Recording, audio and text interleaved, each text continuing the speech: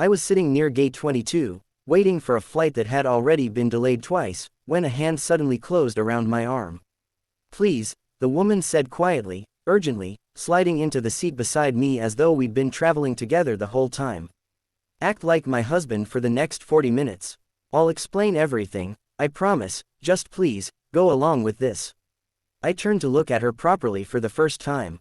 She was maybe mid-30s, blonde hair pulled back loosely, wearing a blazer that looked expensive but slightly rumpled, like she'd been rushing through the terminal. Her eyes carried a kind of controlled panic, the kind I recognized from years of watching people try to hold themselves together under pressure. "My name is Daniel Reyes. I'm 41, a single father, and until about 30 seconds earlier, I had been minding my own business, waiting to catch a connecting flight home after visiting my sister for the weekend. I had no idea who this woman was, and every instinct told me to simply say no and return to my book. Instead, something in her expression, the kind of desperation people rarely fake convincingly, made me pause. "Explain what, exactly?" I asked quietly. "My name is Vivian," she said quickly, glancing over her shoulder toward the gate area. "That man over there, in the gray suit, near the coffee stand. He's my ex-fiancé. We ended things badly, very badly, and he's been showing up unexpectedly ever since, at my office, outside my apartment.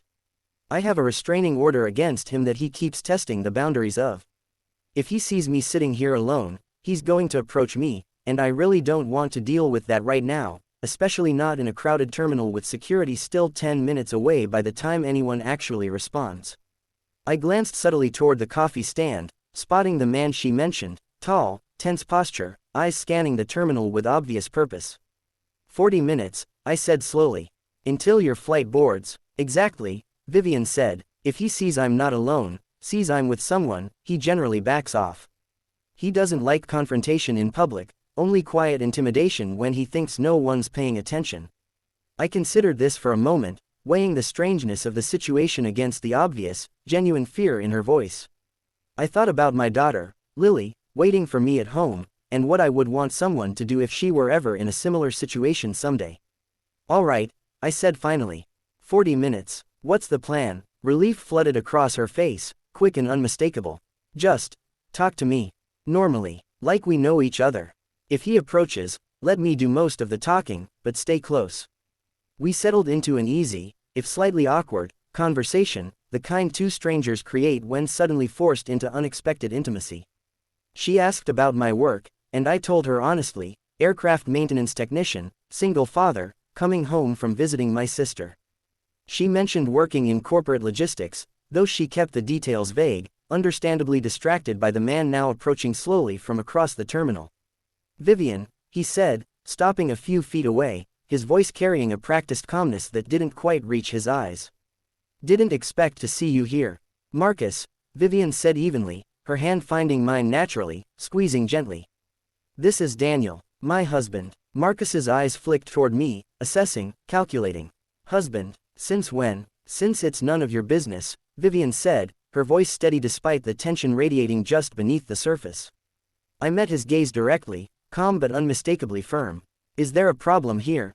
Marcus studied me for a long moment, clearly recalculating whatever plan he'd walked over with. "No," he said finally, stepping back slightly. "No problem, just saying hello." "Then you've said it," I replied evenly. "We'd appreciate some privacy." He lingered a moment longer, then turned and walked away, disappearing back into the crowd near the coffee stand.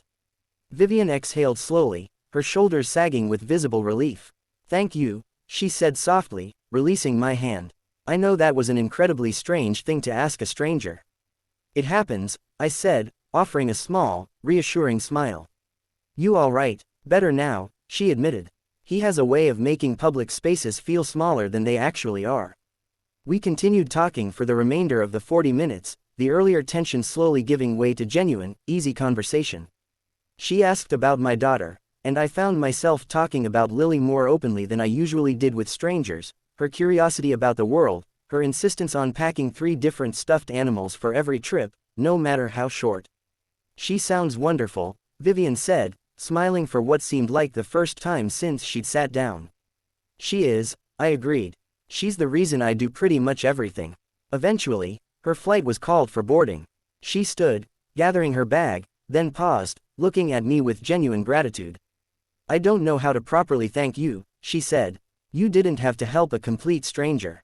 Sometimes people just need someone to show up, I said simply. I understand that better than most. She smiled, then hesitated. Can I give you my number? Not because of today, necessarily. Just because this was, strangely, one of the more honest conversations I've had in a long while. I considered this for a moment, then nodded, exchanging numbers before she boarded her flight, disappearing down the jet bridge with one final glance back. My own flight was called shortly afterward, and as I settled into my seat, I found myself smiling faintly at the strangeness of the entire encounter, an unexpected 40 minutes that had somehow turned into something quietly meaningful. When I arrived home that evening, Lily ran to greet me at the door, as she always did. How was your trip, Daddy? I knelt down, hugging her gently. It was interesting, sweetheart, I said, thinking of Vivian's message that had already arrived on my phone, a simple thank you, followed by an invitation to coffee sometime soon. Interesting how? Lily asked curiously. I smiled, brushing a strand of hair from her forehead. Sometimes, I said softly, the most unexpected moments turn out to matter the most.